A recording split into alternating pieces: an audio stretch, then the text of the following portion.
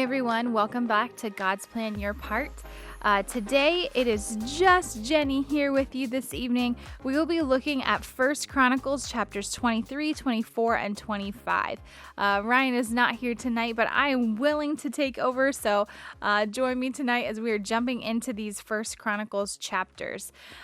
So this evening, what's interesting to me, I don't necessarily like when I have to read through First Chronicles. Oftentimes what it is it's a lot of lists, a lot of names, a lot of just like historical like listing and accounts of what is going on with the people of Israel. So unlike my normal approach to reading Chronicles, I actually really enjoyed this because what we're actually looking at right now is David kind of passing, like he's getting ready to pass on the torch. I was thinking about this earlier. It's like David is getting ready to kind of like retire.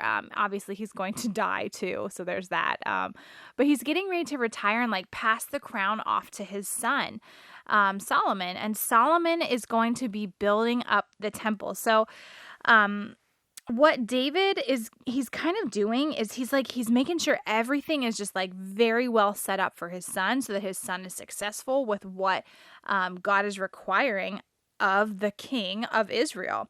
So in our study Bibles, it kind of just to get us started off as we're looking at chapter 23.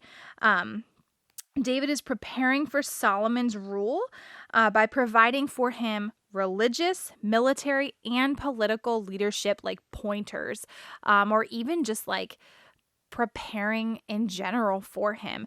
And in this instance, what's really cool is David is kind of like he's recounting all of the Levites and what's important about the Levites. If you have been reading with us or if you have knowledge of the Bible already, the Levites are the ones who carry out the duties of the temple. And what's really cool here too is in the past, as we have been reading about this journey of the Israelites, their duty, their job, the Levites, is not necessarily changing in that they're going to be doing something other than taking care of the temple. Now what's going to happen is the temple is being established as a fixed place. In the past, it was kind of like a pop-up tent. You get to the place where you're going. The certain Levites had their certain jobs of how they needed to set things up or tear things down. Like it may have been someone's job when it was time to move to the next place that their job was to pull down the tent poles or to get the red, the purple, and the scarlet linens that needed to be hung or the curtains. Maybe their job was to take those things down and carry them and prepare for the next place that they would be setting up or tearing down. What's really interesting now is that because the temple is going to be in a fixed place that is no longer needing to be set up, tore down, some of those people don't have their same jobs anymore. They need something different because it's not going to be moving. So that was kind of cool. Again, lots of names. I'm sure tons of them I have butchered pretty badly today, but take it for what it is. So that was pretty cool for me to just kind of see like, oh wow, we've been watching, listening to these Israelites. They're finally moving. They're into their final destination and the temple is getting like ready to be built. And now the people need to have their specific jobs in order to do so. So that is like really cool. Our study Bibles also point out that what's really cool about David in this moment is that he appears to be the successor to Moses, because what he is doing is he is giving, just like Moses did. Moses gave the directions from God to the Levites of what their jobs were going to be in the temple. David is actually doing that very same thing, except now the temple is a fixed location. So he's like giving out these like new job descriptions, which was kind of cool. So we see a lot of that in chapter 23. So he's organizing these Levites based on their tribes, based on what their new jobs or maybe similar jobs will be now that the temple is beginning those phases of being built, what the expectations are for them. As we move into chapter 24, we see a couple of callbacks, which are like kind of cool. I mean, it's kind of sad because of what they are. But through the chapter 24, David is now organizing not just the Levites, but he's organizing specifically the priests within the Levites. So we go back and we hear like this list of who priests were in the past. And we hear in chapter 24, verse 2, we hear those names of Nadab and Abihu. And if you remember, or you've been tracking with us so far, Nadab and Abihu, those were the sons of Aaron who took the job of being a priest not as serious as they should have, and actually died because they didn't take it seriously. And so those guys were mentioned. But what is interesting, because they had passed away, their brothers, Eleazar and Ithamar, were actually the ones who kind of like the line fell to, because they were like the next guys in line. So kind of a unfortunate but cool callback to what we have been seeing in the past readings that we've been doing. Another cool call out that I love these kinds of little, they remind me of like little Easter eggs. I love that in chapter 24, verse 10, we hear the name mentioned of Abijah, who is actually an ancestor of John the Baptist, which can be found in Luke chapter 1, verse 5. And the reason that this gets to me so much is because Ryan and I, we love watching movies that throughout like a series of movies, or maybe even like a show, like a series within a show, where there are just like these connecting pieces that all just are like interwoven and all connect back. I know I probably fall into this a little bit more than Ryan does. But when we are reading scripture, like I very, very easily will like completely disconnect the Old Testament from the New Testament, and even sometimes like Old Testament, New Testament, and my own life. Like, okay, that's like old stuff that happened then. But what is so crazy cool is like, because we love those connections, it is so awesome to see those connections, from the New Testament, like John the Baptist, the one who paved the way for Jesus. His ancestors are being mentioned all the way back to when we're hearing about how David is organizing the temple. Like, what? That's so cool. So I love to see those different kind of connection things. I think it's really powerful to see how God just is, he's so sovereign, and what he is like preparing for. There's proof of it and evidence of it, and like who David chooses as priest. Like, that's just so cool. So interesting and cool Easter egg kind of like set up for us for the New Testament, and someone who, I mean, is related to Jesus and prepares the way for him. It's really cool. And finally, we get to chapter 25. And when I was reading chapter 25, this one was probably the one, it stuck out to me, I think, the most.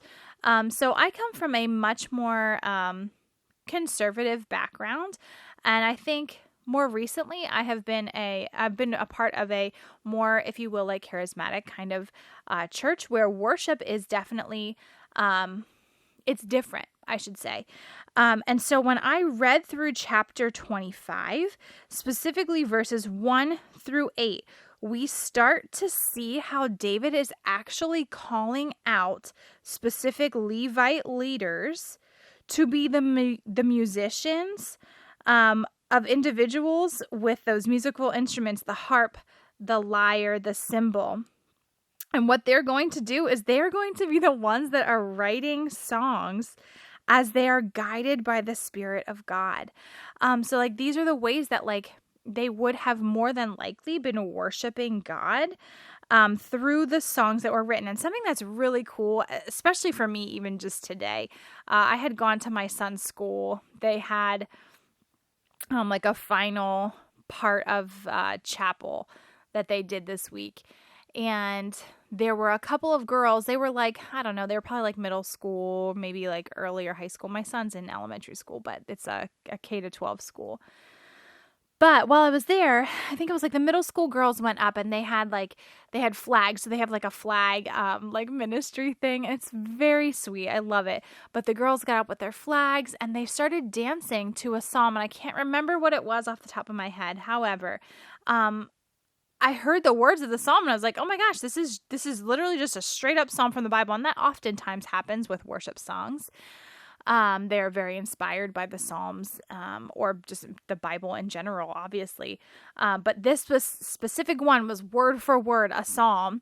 I feel like, I don't want to say it wrong. I feel like it might have been 95, but regardless, they're dancing to these psalms, and it's so beautiful. Like, we are worshiping the Lord. These girls in 2023, these middle school girls are worshiping the Lord through dance and through song with the same psalms that David was like dividing the musicians into to write the songs as they were led by the Spirit of God. Like, to me, that's just so powerful.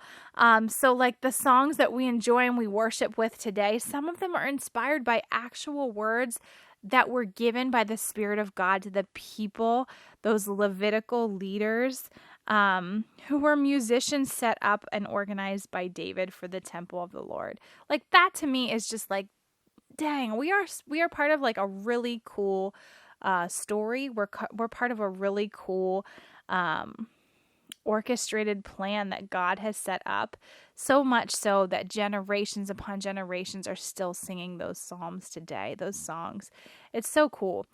So I guess those are my pieces for today from chapters 23, 24, and 25, just to see how these things were just all organized and put together by King David as he's getting ready to pass off the responsibility to his son Solomon. So I guess your part for today, which is, I think pretty applicable, and I think it's one that really hits home with me especially, is that, like, just to remember that our God, the God of the universe, he is a God of order. So much so that he like requires David to go into such detail of how his people are organized, how their jobs are organized, how they would be writing songs of praise that would eventually like impact generations upon generations upon generations to come.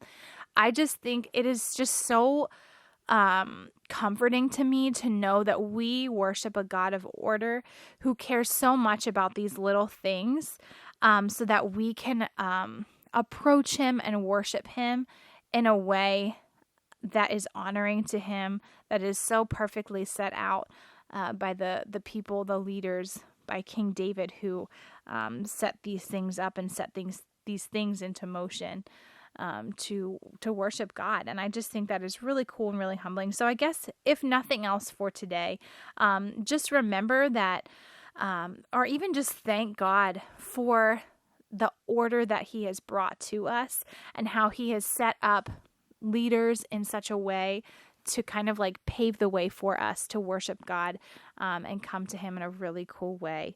So thanks for joining me, guys, today.